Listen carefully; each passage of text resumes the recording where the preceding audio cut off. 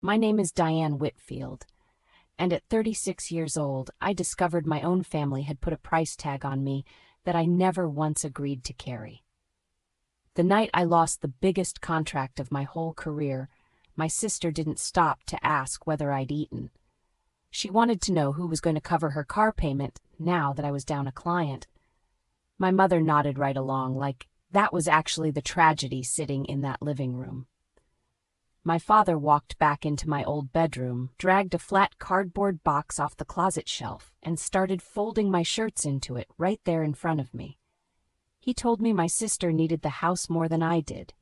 None of them had the faintest idea what I'd already built 4 hours down the coast, or whose name was really sitting on the deed to a little house by the water. What happened in the weeks that followed took that whole arrangement apart, board by board. Welcome back to Hidden Family Revenge, where the quiet ones finally stop propping the door open for people who only show up when they want something from you. If this story makes you sit up a little straighter, stay with me, leave a comment, and make sure you're subscribed. Let me walk you back to that Monday in early spring. I run a company called Coastal Edge Restoration. We take the houses along the coast that the ocean has tried its best to kill, and we bring them back to life. Rotted joists, siding eaten through by salt, foundations the storms have loosened over the years. That's the work I do. I started that company with nothing more than a truck and a nail gun somebody lent me, and I built it into something real. So when my biggest client called me that Friday morning to say his investor had backed out, I didn't come apart at the seams. The resort restoration job was gone. A quarter of a year's revenue vanished in the space of one phone call. I sat in my office in Siltmore Bay and stared at the numbers for a while. Then I closed the laptop. I've rebuilt houses the sea swallowed whole. I could rebuild a quarter of my income. What actually bothered me wasn't the money. It was knowing I'd have to explain it to absolutely nobody, because nobody in my family had ever asked what I really did for a living. They believed I did construction work. Close enough, I figured. I let them keep believing it. That afternoon, I made the long drive I made every single Friday. 4 hours inland to Draymore, the town where I'd grown up, back to the house where I'd been sleeping for 19 months straight. My father had a heart attack a year and a half earlier. I'd moved back into my childhood room to help out. I kept my real life out on the coast and my sense of obligation back in Draymore, and every week I drove the line stretched between the two. When I pulled into the driveway that evening, there were 2 extra cars parked at the curb. My cousin Grant's truck and the rusted-out Charger belonging to my sister's boyfriend, Trevor. In my family, company showing up on a Friday usually meant somebody had already made a decision about me, and I'd be the very last one to hear about it. The screen door slapped shut behind me before I'd even cleared the hallway, and my sister's voice reached me first. "So it's true. You got fired." Kaylee was curled into the corner of the couch with her phone in her hand, Trevor beside her, my mother across from them in the armchair. The neighbor, Mrs. Halloran, sat by the window, nursing a glass of sweet tea, pretending she wasn't there for the entertainment. "Laid off," I said. "The client went under. Nobody fired me." Kaylee didn't care one bit about the distinction. She turned toward my mother like I wasn't even standing in the room. "Mom, who's going to pay my car now?" There it was. Not "Are you okay?" Not "What happened?" Just a bill with my name stapled to it. My mother, Linda, set her tea down on the side table and folded her hands the way she does when she's already decided something and just wants it to look like a discussion. "Now, Diane, don't get worked up. We'll sort it out. You always sort it out." Trevor smirked down at his phone. Grant, standing in the kitchen doorway, gave me a look I couldn't quite place yet. Something close to a warning. "How do you already know I got laid off?" I asked. Kaylee shrugged. "Trevor's cousin works at the supply place. Word travels." So they'd already known for hours. They'd sat in this living room discussing my worst day before I'd even made it through the door. And the only thing on their agenda was who was going to cover her $300 payment. I drove 3 hours to find out my own family held a meeting about my paycheck, I said. My mother smiled like I was the one being unreasonable. Sit down, honey, you're tired. I didn't sit. My father, Harold, came in from the hallway carrying that flat cardboard box, the kind we always kept around for moving. He popped it open without so much as looking at me and set it down on the coffee table. Your sister and Trevor need a real room, he said. They're talking about getting married. Makes sense they take yours. Then my mother delivered the line she'd obviously rehearsed. Your sister needs this house more than you do, Diane. She said it gently, which somehow made it worse. Kaylee didn't even glance up from her phone. Mrs. Halloran found something very interesting to look at in her tea. My father walked down the hall into my room, and I followed him and watched as he folded my work shirts into that box. The same hands that once taught me how to swing a hammer were now packing me out of a house I'd spent 19 months holding together. You're really doing this, I said. You've always landed on your feet, my mother called from the living room, like that settled the matter entirely. And there it was, the family motto. Diane lands on her feet so nobody else ever has to catch her. I looked down into the box. My grandmother's old sewing tin sat on top, the one Nana had given me when I was 12. I picked it up and held it against my chest. Then I reached into my jacket pocket and felt the cold weight of a key ring I'd never once explained to anyone in that house. I didn't explain it now either. You're not throwing me out, I said. I'm choosing the door. My father finally looked up at me, and for just a second something flickered across his face. Then my mother said, "Don't be dramatic," and he went right back to folding. I picked the box up myself. I walked out before anybody could bother opening the door for me, and I shut it behind me on my own terms. I drove the 3 hours back to the coast that same night, the box rattling around on the seat behind me. I didn't cry. I was too busy running the math. By the time the road turned salty with sea air and the lights of Siltmore Bay rose up over the dunes, I'd already worked out exactly how the next month was going to go. My apartment sat above a bait shop, 2 blocks from the water. My office was a converted boathouse a mile down the road, with my own name painted on a sign I'd paid for out of my own pocket. This was my real life, the one my family had never once bothered to visit. My business partner, Simone Carver, was still at the office at 10 at night, the way she always was whenever a contract fell through and we needed to scramble to fill the gap. She took one look at me hauling that box inside and set her coffee down. "You finally left that house," she said. "They left me," I told her. I just stopped arguing about it. Simone had been telling me for a year straight to pull back from Draymore. She'd watched me wire money home, cover bill after bill, drive that highway every single weekend, and watched me come back a little emptier each time. "Good," she said.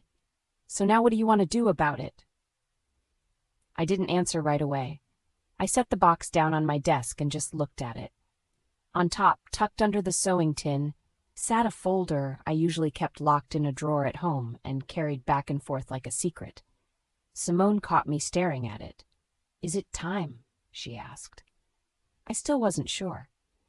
But for the first time in 19 months, I felt the line I'd been driving go slack, like a rope that had finally been let loose. Let me back up, because that box didn't come out of nowhere. 19 months earlier, my father collapsed in the driveway with a heart attack.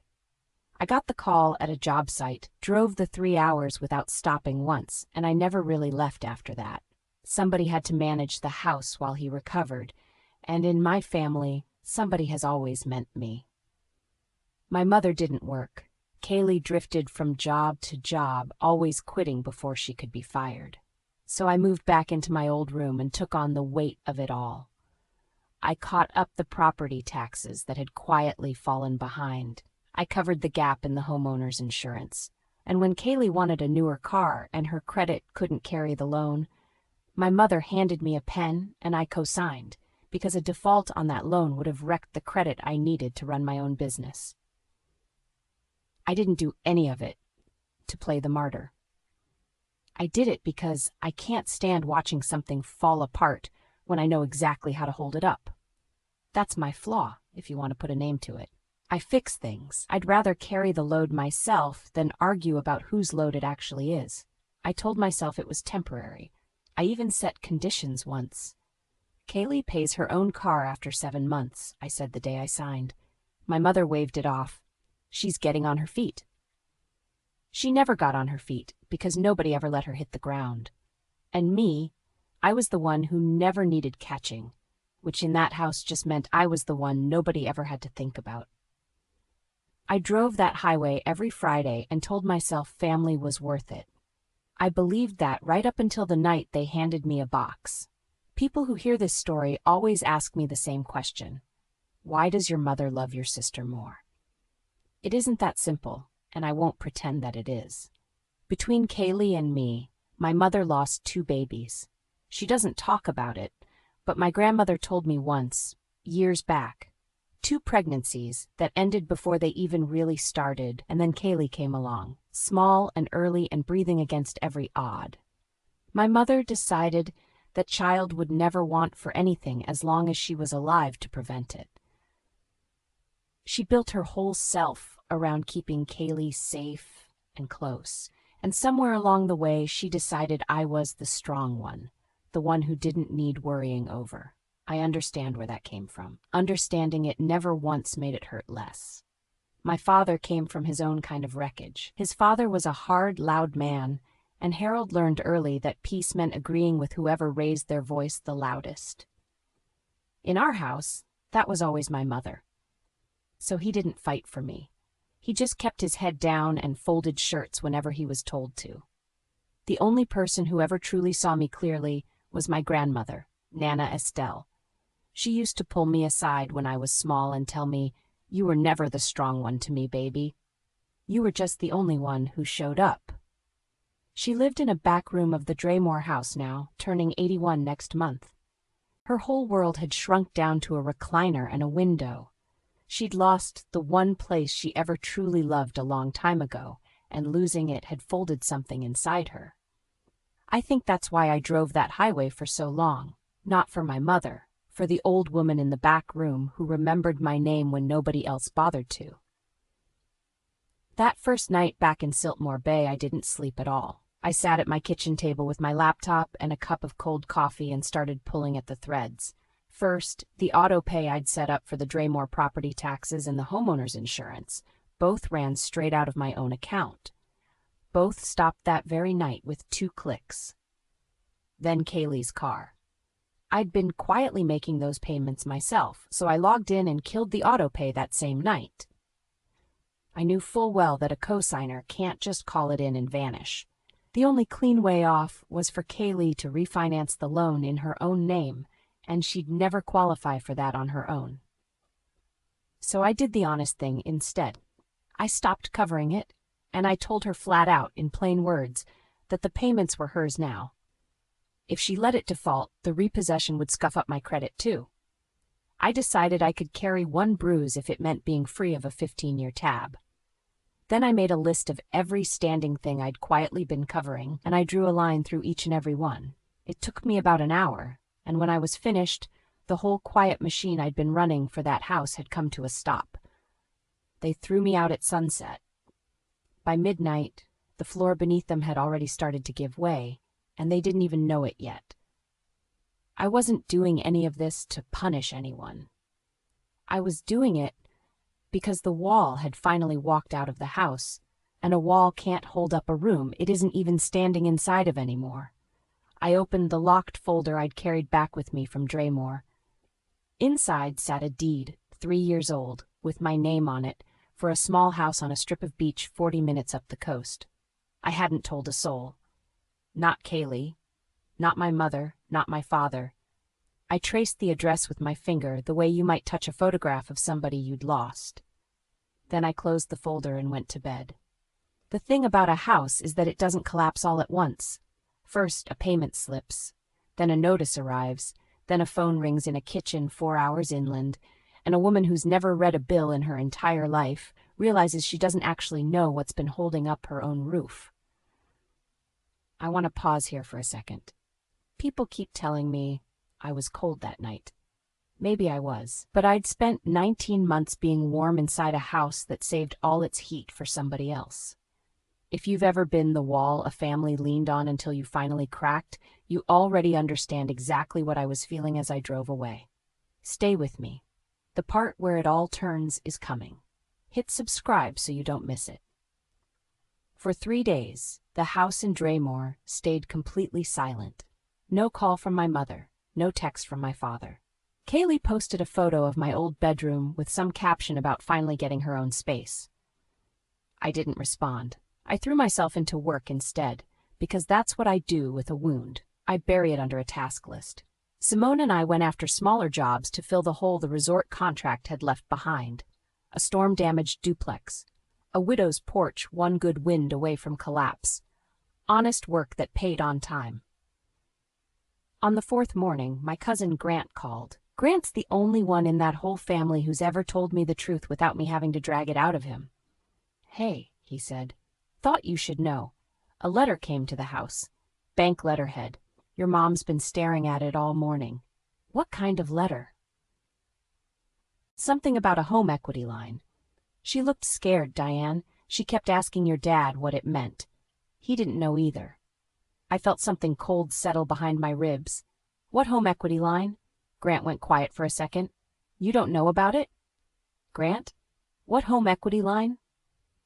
"I figured you'd set it up. It's got—" He paused. "Look, I shouldn't be the one telling you this, but your name's mixed up in it somehow. Your mom mentioned it." I thanked him and hung up, and sat there very still. There was a piece of this whole thing I didn't have yet, and it had my name attached to it.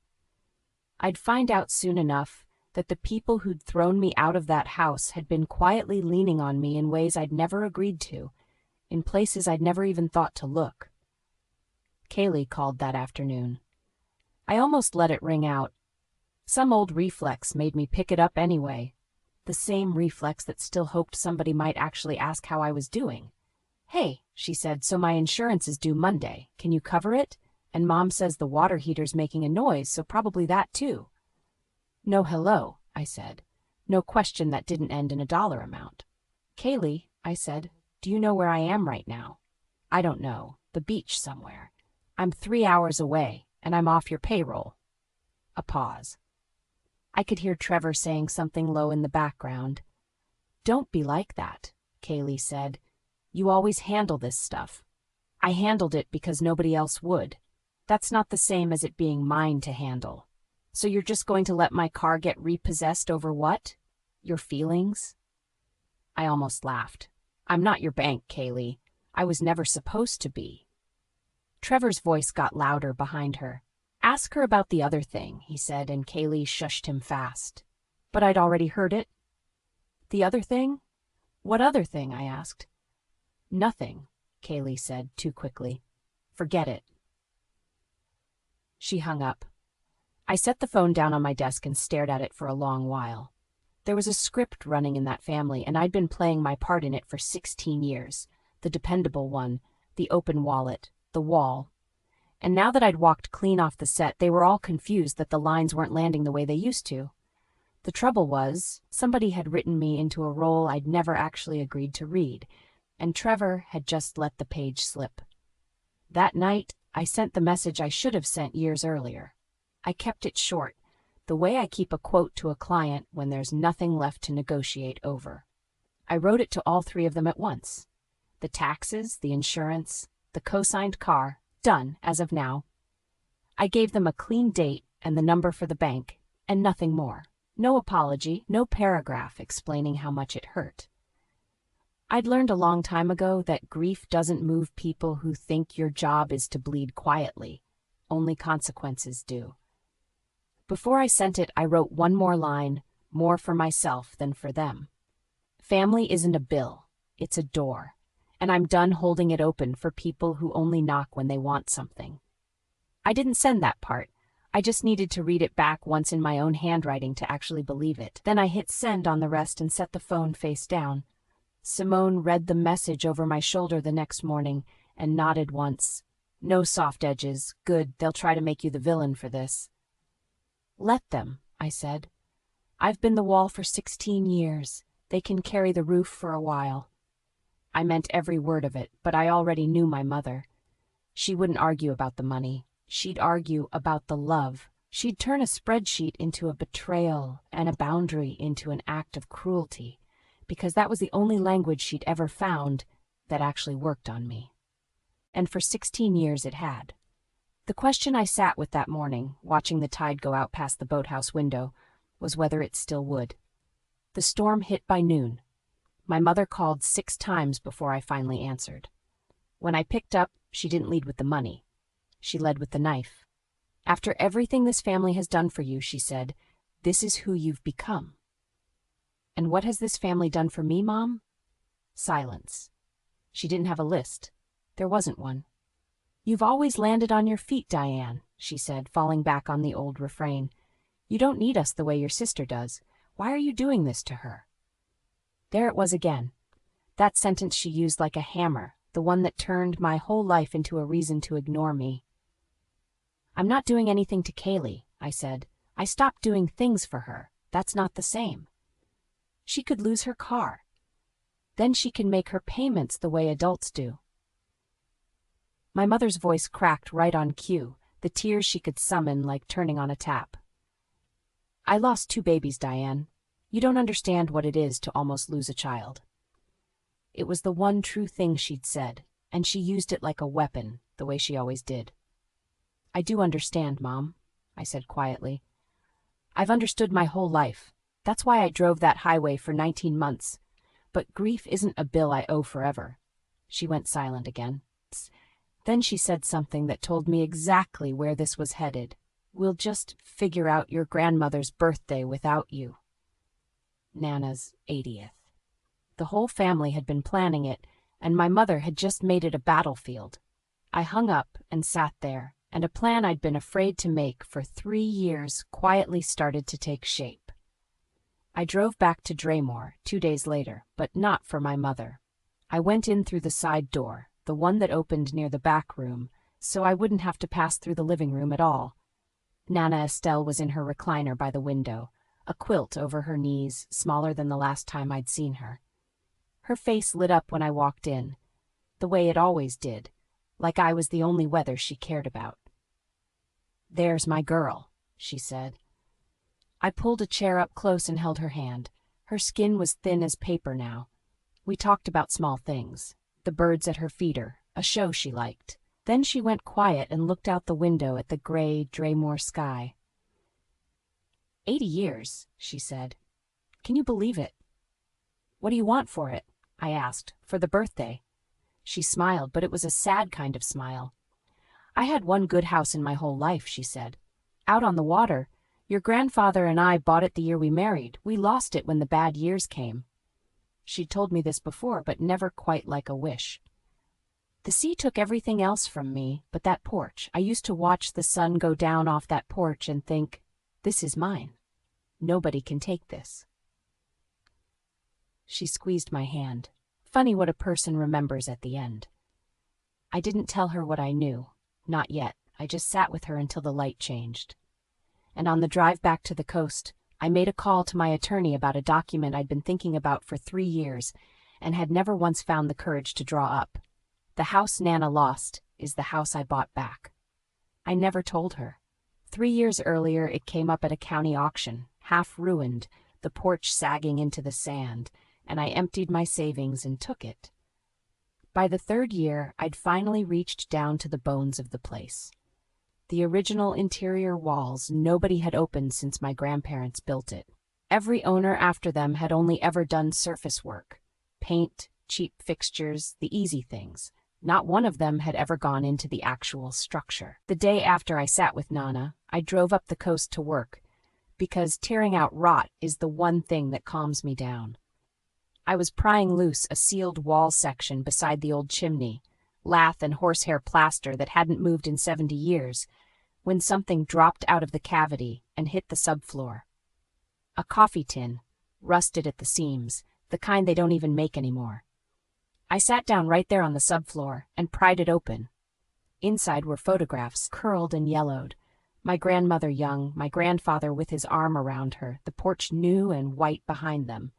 and beneath the photos a sheet of paper folded into a small, hard square soft with age, her handwriting, a list, things I want before I go. I read it with my heart going slow and heavy. Most of it was simple. See the cousins once more. Make peace with Harold. And at the top, underlined twice so hard the pen had nearly torn through the paper. Watch one more sunset from the porch of a house that's mine. She'd sealed that tin inside the wall, the year they built the place. Behind plaster, nobody ever had a reason to open, and it had waited there in the dark through the foreclosure, through the new owners, through the long ruin, because not one of them ever went down to the bones of the house until I did. I sat on that floor until the light went orange through the salt-streaked window. Then I folded the list back into the tin, and I knew exactly what I was going to do and exactly where I was going to do it. I called my attorney from the porch, sitting on the new boards I'd laid myself, the ocean going dark in front of me. I want to set up a life estate, I told her. My grandmother, she lives in the house for the rest of her life. No rent, no conditions. I keep the ownership, but the right to live there is hers until she's gone.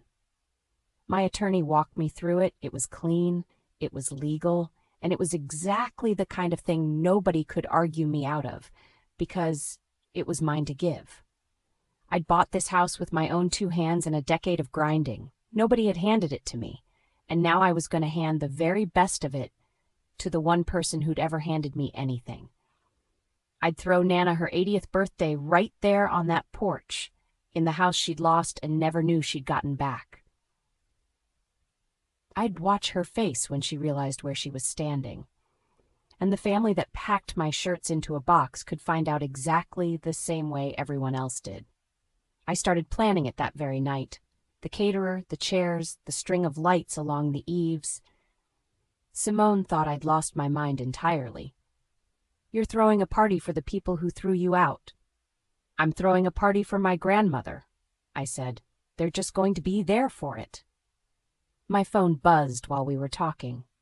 A new inquiry had come through the Coastal Edge website, through the listing where I quietly rented the cottage out for events whenever it sat empty. Somebody wanted to book it for a family party. I almost didn't bother reading the name. When I did, I had to read it twice. The booking request was from a Linda Whitfield. I sat there, staring at my own screen. Linda Whitfield wanted to rent a beach house for an 80th birthday party. My mother had gone looking online for somewhere nice to host Nana's birthday, somewhere that would look good in front of the cousins and the church friends, and the algorithm had handed her my cottage. She had absolutely no idea it was mine. She didn't even recognize it as her own mother's lost house. The listing photos showed it restored, transformed, nothing at all like the ruin the family remembered. Simone read the screen over my shoulder and let out a low whistle. She's trying to rent your house to throw a party you were already throwing. In the house her mother lost, I said, that she doesn't know I own. We sat with that for a minute. It was almost too perfect, the kind of thing you couldn't write if you tried. My mother, who told me my sister needed a house more than I did, was now trying to pay me to use a house she had no idea was mine. There was a version of this where I exposed it right then and there. Fired back a message that said, "You can't rent what I already own." Watched her squirm over text. But text is small, and what my mother had done to me hadn't been small, and it hadn't been done in private either. She'd packed me out in front of a neighbor. So I wasn't going to settle this in a private message. I was going to settle it the same way she'd done it. Out loud, in front of people, with witnesses. Don't answer it yet, I told Simone. Let me think through how I want to handle this. I already knew. I just needed to be sure I had the stomach to see it through. Before I could plan anything, Grant called me again, and this time his voice had an edge to it. I found out what the bank letters were about, he said. You're not going to like it. 2 years back, it turned out my mother had opened a home equity line against the Draymore house to fund Kaylee, to fund Trevor. Really his truck. His half-baked business idea, the wedding they never stopped talking about. And because her own credit was thin, She'd used the only strong name attached to that house, mine. She'd kept copies of everything from the car co-signing, my social security number, my income, my old signature, and she used all of it to forge my name onto the equity line application. I never saw the thing. I never signed it, but on that paper, I was a borrower. The line was delinquent now. The house was the collateral, and my name was hanging over the whole mess. Here's the part that gets me every time I turn it over. I'd seen the warning sign already. A year back, a strange letter had come addressed to me at the Draymore house, something from a lender I didn't recognize. I'd asked my mother about it. She told me it was junk mail, a pre-approval offer, nothing worth thinking about. I called the number anyway and got nothing but a runaround. When I tried to have my name pulled off whatever it was, they told me the account holder had to come in person and sign, and the account holder was my mother, and she never once went. So I'd smelled the smoke and reached for the alarm, and found the door locked from a side I couldn't reach. I sat there with the phone in my hand and felt the whole shape of it settle over me. The house that had kept me on the outside had been standing on my name the entire time. I didn't panic. Panic is for people who don't understand how a foundation works. I called my attorney the next morning and we went at it like a job, methodically, from the ground up. We pulled the loan documents. We laid the signature on the application next to my real one and watched the forgery show itself, plain as day. We lined the dates up against where I'd actually been living my life. Then we did the unglamorous necessary things. A written fraud dispute sent to the lender, an identity theft affidavit, a police report filed in the county where the loan originated. My attorney was blunt about it. This is a strong fraud claim, but the bank still has to open its own investigation, and that can run for months. They're not going to just hand the debt over to whoever actually spent the money. That isn't how any of this works. What we're doing is disputing whether you're liable at all. If the forgery holds up, you come off the loan entirely, and the bank goes after whoever actually signed it. I sat with that for a while, naming my mother, putting it in writing that she'd forged my name onto a loan. A year earlier, I might have flinched and quietly swallowed the debt just to keep the peace, the way I always used to. Not this time. File all of it, I told him. So we did. It was slow, careful, uncertain work, the only kind of fight I actually trust, because it can't be talked away with tears. My mother would be getting a different kind of letter soon, one that told her the account was under a fraud investigation, and that the daughter she'd thrown out wasn't quietly carrying it anymore. I didn't gloat over any of it. I just filed each document and slept fine at night. There's a particular kind of peace in finally fixing the right thing, instead of the thing everyone always expected me to fix. Then I made my move on the party. I had Simone respond to my mother's booking inquiry from the Coastal Edge business account, under the company name, with my own name nowhere on it. The cottage was available for her date. The message said an event coordinator would handle all the details. My mother, delighted to have found somewhere that photographed so well, paid the deposit without a second look. She never once asked who owned the place. People like my mother don't ask who's holding the thing up. They just enjoy standing on it. So now the whole family was coming out to the coast, to my house, to throw Nana's 80th birthday, and not a single one of them knew whose porch they'd be standing on. I let them book it. I just never told them whose it was. You're really gonna let them set up a party in your own house thinking it's some rental? Simone asked me. I'm going to let them walk in believing my mother arranged something beautiful, I told her. And then I'm going to tell the truth in front of every single person who matters to her. That was the whole shape of my plan. My mother dealt in shame delivered in public. The box, the neighbor watching, the meeting behind my back. So I'd answer her with truth delivered in public too. Not a scream, not a scene. Just the facts, laid out in a room full of witnesses, where she couldn't spin it into some private little story where she came out the victim. I spent the next 2 weeks finishing the cottage, New porch rail, fresh white paint, a little wooden sign I carved myself and hung by the door, though I kept it covered for the time being. The party was set. Nana didn't know. My mother didn't know. The only people who knew were me, Simone, and a lawyer drawing up a deed. My father called the week before the party. He never calls me. I almost didn't recognize the number flashing his name on my screen. Diane, he said, and then a long stretch of quiet, the kind he always fills a room with. I know that night wasn't right. The box. I shouldn't have packed your things. I waited. I'd waited 19 months for him to say one true sentence, and I wasn't about to rush him through it. Your mother said it was best for everyone, he went on. I went along. I always go along. That's the thing about me, I guess. It is the thing about you, Dad, I said, not cruel, just true.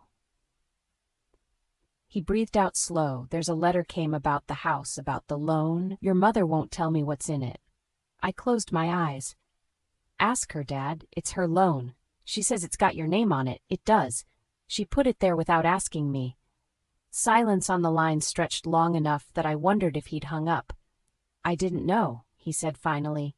I believe you, I told him. You never know anything in that house. You make sure of it. It was a hard thing to say to my own father, but he'd earned hearing it. Are you coming to your grandmother's birthday? He asked. Yes, I'm coming, I said, more than you know. I didn't explain further. He wasn't ready for it. And honestly, neither was I. But I felt something I hadn't expected. Not forgiveness, not yet. But a small, open window where a man who'd spent his whole life folding shirts and staying quiet might, just once, choose to stand up straight. I hung up and went back to sanding the porch rail, and I let myself hope a little, just a little. Hope is cheaper than disappointment, and I had room for it. The consequences I'd set in motion started landing in Draymore that same week, and Grant narrated every bit of it to me, whether I asked him to or not. The car went first. A tow truck came on a Tuesday afternoon and pulled Kaylee's SUV right out of the driveway while she stood in the doorway in her robe, screaming at a man with a clipboard who'd clearly heard worse. 2 months behind, with nobody left quietly covering it for her. She had to ride with my mother everywhere now, like a teenager again. Then the home equity notices started coming in earnest. The account under a fraud dispute, and me no longer the silent name propping it up. The lender's letters landed squarely on my parents, and the bank's fraud unit started asking my mother questions she had no answers for. The bank wanted payment they didn't have. My mother called Grant crying about what Diane did to us, and Grant, bless him, told her, Aunt Linda, Diane didn't take out that loan. She hung up on him. Trevor, sensing the money drying up, started spending less time around the house. The wedding talk went quiet. I felt something hard and complicated watching it all unfold from 3 hours away. Not joy exactly. More like watching a building you'd warned everyone about finally settle the way you always said it would. I hadn't pushed it over. I just stopped standing where the wall used to be. You doing okay with all this? Grant asked me. I'm fine, I said, and then I caught myself, because that word had been used against me my whole life. Actually, I said, I'm better than fine. For the first time in a long time, the thing falling apart isn't me. Grant laughed low. Save me a seat at the party, he said. Front row. You're one of the few who earned it, I told him. I could have called my mother right then and explained all of it, the loan, the house, the party. I didn't. Some people only hear you when the quiet gets loud enough to actually cost them something. If you've ever gone quiet on purpose, you know exactly what I mean. Tell me in the comments where you're watching from. And stay close, because the party is almost here, and so is the part nobody saw coming. The last week before the party, I more or less lived at the cottage. I finished the porch and washed the windows until the salt was gone and the glass took the light clean. Simone strung lights along the eaves. The caterer confirmed everything. I had a cake made, lemon, because that was Nana's favorite. The little carved sign by the door stayed under a cloth, waiting its turn. The cottage didn't look like the ruin the family remembered, and it didn't look like a rental either. It looked like a home that had been loved back to life, because that's exactly what it was. I stood on that porch the night before and watched the sun go down over the water, the way Nana had written that she wanted to, and I tried to picture her face seeing it. I'd brought the coffee tin with me. I set it on the mantel inside, the photographs propped beside it, the list folded up in the tin right where she'd left it. Some part of me wanted her to find it herself. The deed sat in a folder in my truck, signed, witnessed, the life estate drawn up clean. Everything was ready. My mother thought she'd rented a pretty venue. Kaylee thought she was simply attending a party. The cousins were driving in from 3 counties, and not one of them knew that the house they were about to celebrate in had been bought back from the wreckage by the very daughter they'd packed into a box, or that the guest of honor was about to be handed the one thing she'd written down and hidden inside a wall for 50 years. I slept at the cottage that night.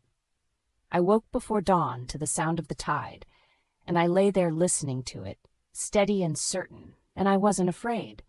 My mother called the morning of the party, and this time the performance had cracks running through it. "The bank is threatening to take the house, Diane," her voice shook, and for once I thought some of it might actually be real. "They say the loan's in default. They say you filed some kind of fraud claim against it. You have to fix this. You have to help us." "I didn't take out that loan, Mom," I said. "You did. In my name. I did it for your sister. For the family. You did it without asking me, and now you want me to pay for it. We could lose the house. You told me Kaylee needed the house more than I did," I said, "so I left it to her. I'm just doing what you asked." There was a long silence. Then she said the thing she always said, like a coin she kept flipping because it had always come up heads for her. "You've always landed on your feet, Diane. You can take this. We can't." I let the line sit empty a moment. "I'll see you at the party, Mom," I said. "I think you'll find it's really something." She didn't catch the weight riding underneath it. She was too busy being frightened and furious and certain I was the cruel one in the story. "At least you're showing up for your grandmother," she snapped. And there was the old knife again, the implication that I'd ever once failed to show up. I hung up and finished loading the truck. The cake, the folder with the deed, the cloth-covered sign, though by then it was already hanging on the door. I drove the 40 minutes up the coast to the cottage with the windows down and the salt in my hair, and I felt steadier than I had in years. Today, the truth was finally going to get to stand up in a room and be counted. I got to the cottage 2 hours early to walk through it one more time. The caterers were setting tables on the lawn that ran down toward the dunes. The lights waited for dark. Inside, the photograph stood on the mantel beside the tin. I checked the deed in its folder, the life estate clipped in behind it, my grandmother's full name, typed clean across the top. Simone found me out on the porch. "You sure about doing this in front of everyone?" she asked. "They could make it ugly."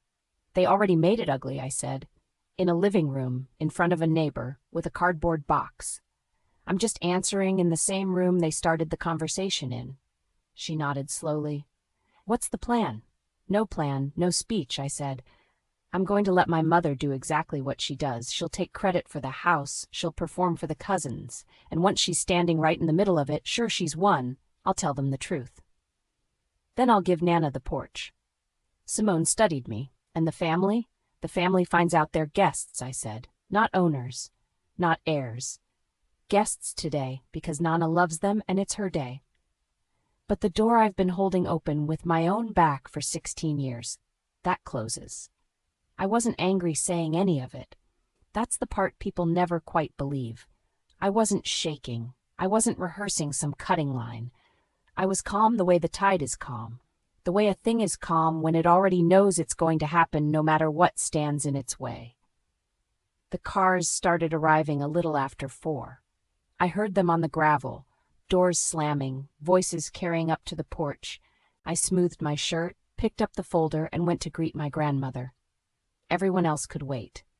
They wheeled Nana up the gravel path in a borrowed chair, a shawl around her shoulders, and I watched her face the whole way. She was looking at the cottage the way you look at a word you can't quite remember. Then the porch came into full view. the white rail, the lights, the windows clean and shining, and she stopped. Her hand came up to cover her mouth. "Harold," she said to my father, who was pushing the chair, "Harold, this is—" She couldn't finish it. "This is my house." The cousins kept moving right past her toward the food, not understanding a thing. But my father went still. He'd grown up visiting this porch. He looked at the house, and then slowly he looked at me, standing at the top of the steps, and something crossed his face I'd never once seen there before. My mother breezed up the path in her good dress, already smiling for the cousins, already playing the hostess. "Isn't it lovely, Mama?" she called out, loud enough for everyone to hear. "I found it for you. I wanted you to have somewhere beautiful." Nana wasn't listening to her at all. She was staring at the porch, at the carved sign by the door I'd hung that very morning and finally uncovered. Estelle's porch, her own name in cedar, weathered to look like it had always been sitting there. "Who did this?" she whispered. "Who brought my house back?" The party noise kept going on around us, cousins laughing, ice clinking, the caterer calling out about the cake. But in that little pocket of porch, 3 people stood frozen. My grandmother with her hand over her mouth, my father gone pale, and my mother finally beginning to sense that the script in her head and the room she was actually standing in weren't the same place anymore. "Mama," my mother said again, uncertain now, "I rented it for you." And that was the moment I'd been waiting for. I came down the steps. My mother, rattled but recovering fast, did what she always does. She filled the silence with herself. She turned to the cousins gathering on the lawn, to the church friends, to Aunt Paulette and the whole crowd of them, and she raised her voice into the role she loved best, the generous one, the one who made things happen. "I wanted Mama's 80th to be special," she announced. "So I found this gorgeous place right on the water. Wasn't easy, let me tell you. But nothing's too good for my mother." A few people clapped. Brittany, standing beside Trevor near the cooler, smiled like the praise was partly hers too. My mother was glowing now, the fright from that morning's bank call buried under the warmth of an audience. This was her medicine, to be seen as the woman who provided, who arranged, who gave. The same woman who told me my sister needed a house more than I did was now taking a bow in a house she had no idea I owned. 3 months of planning, she went on, warming to it. I just wanted somewhere that felt like family. Nana was still staring at the sign. My father hadn't moved. Grant, off to the side, caught my eye and gave the smallest nod, like a man bracing for a wave he could already see coming. I let my mother have her moment. I let it grow. Let her gather the whole crowd into the story she was telling. Let her stand right at the very center of it, certain she'd won, certain she was the hero of her own mother's birthday. Then, when she paused to let the admiration settle over her, I stepped into the middle of the lawn where everyone could see me.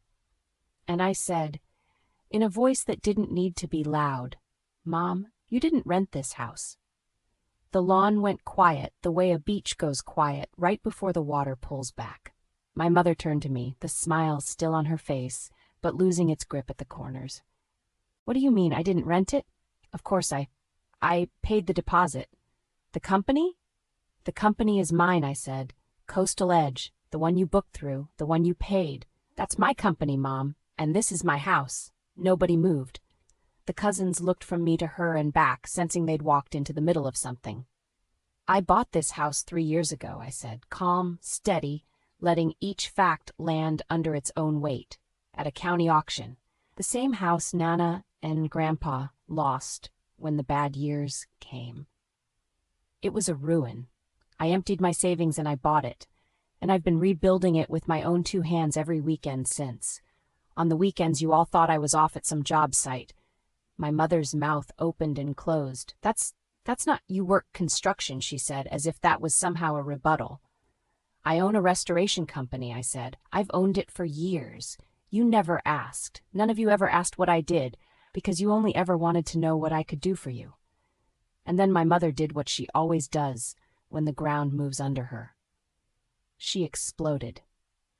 "You bought our family's house and you hid it," she shouted, the performance for the cousins entirely forgotten now, her face going red. You let me make a fool of myself.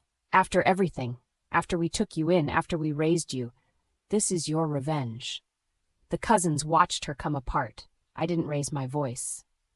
I didn't have to. The louder she got, the smaller her story became. "It's not revenge, Mom," I said quietly. "It's the truth. And it's about time it stood up in a room you couldn't talk it back out of." I walked over to my grandmother's chair and crouched down to her level, the folder in my hand. The whole lawn was watching. "Nana," I said, "I brought your house back, and I'm not just giving it to you for today." I opened the folder and showed her the deed, her name typed clean across the life estate. "This says you live here for the rest of your life. No rent, no conditions.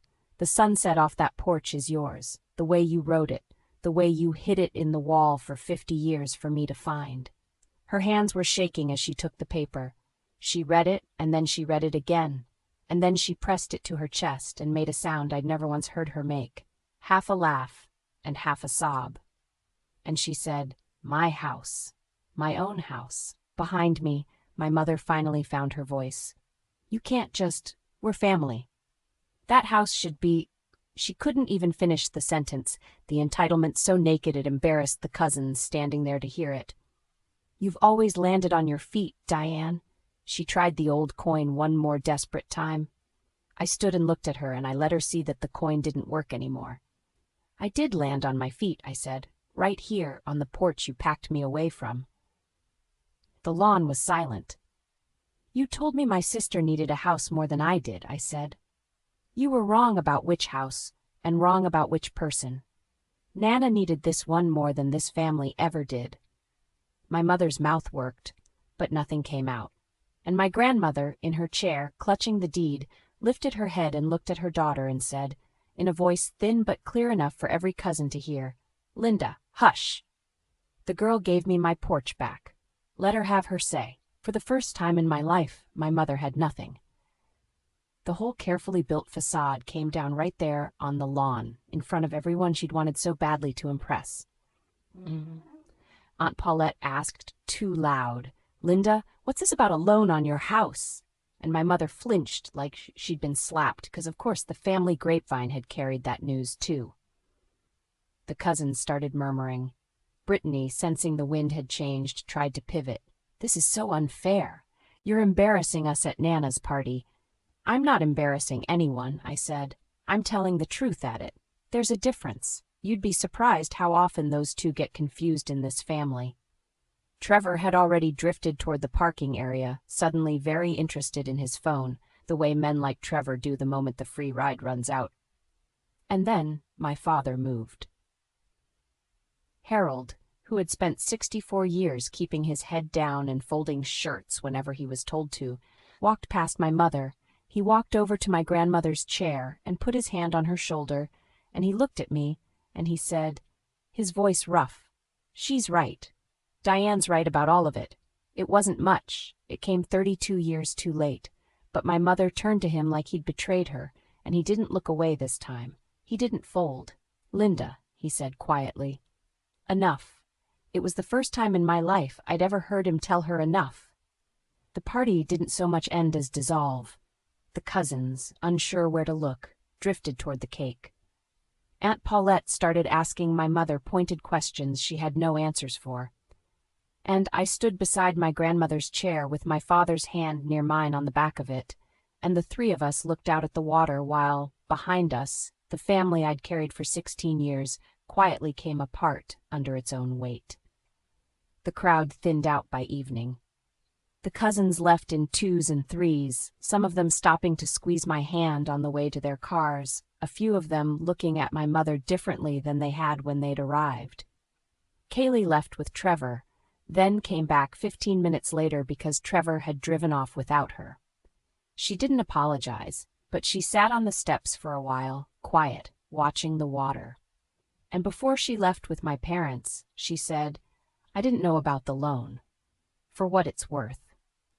It wasn't much, but it was the first true thing she'd said to me in years. My parents drove back to Draymore to face a house they'd now have to save on their own, with their own names and their own money. The home equity dispute would grind on for months, and nothing about it was guaranteed. But I'd stopped quietly carrying it. Whatever they'd actually signed for, they'd answer for it themselves. I stayed behind with Nana. When the last car crunched out of the gravel, I wheeled her chair to the edge of the porch, and we sat together as the sun went down over the water, gold spilling clean across the whole bay. She held the deed in her lap the entire time. "First sunset, that's all mine," she said softly. "Took 80 years. It's yours now," I told her. "Every one of them from here on." She reached over and found my hand, and we watched the light go down together, and neither of us said anything else, because nothing else needed saying. I kept the cottage, and Nana lived there. I drove up most weekends, the way I used to drive to Draymore, except now the highway led toward someone who was glad to see me instead of someone who needed something from me. Coastal Edge recovered. We landed 2 new contracts by fall, and the hole the resort left behind filled in, board by board, the way holes do when you keep working at them. My mother and I didn't speak for a long while. I didn't slam that door. I just stopped holding it open with my back. My father called sometimes, short, careful calls, and once he drove out to the coast alone and sat on the porch with Nana and me and didn't say much, which from him was a whole speech. People still ask me if I feel guilty cutting my family off. I tell them what I finally understand. Family isn't a bill you owe forever. It's a door. And I'm done holding it open for people who only knock when they want something. The ones who knock because they love you, you'll always let in. The rest can learn to carry their own roof. I spent 16 years being the wall. Turns out I make a much better porch. If there's one thing I want you to take from my story, it's this. Setting a boundary isn't slamming a door on the people you love. It's finally deciding who gets a key. That's my story. 1 layoff, 1 cardboard box of folded shirts, and a porch a family tried to take from a woman who'd already bought it back. If this reminded you that your kindness isn't a debt you owe forever, take that as your sign. Give yourself the key first. Share this with someone who needs to hear it. Drop a comment, tell me where you're watching from, hit subscribe, and I'll see you in the next one.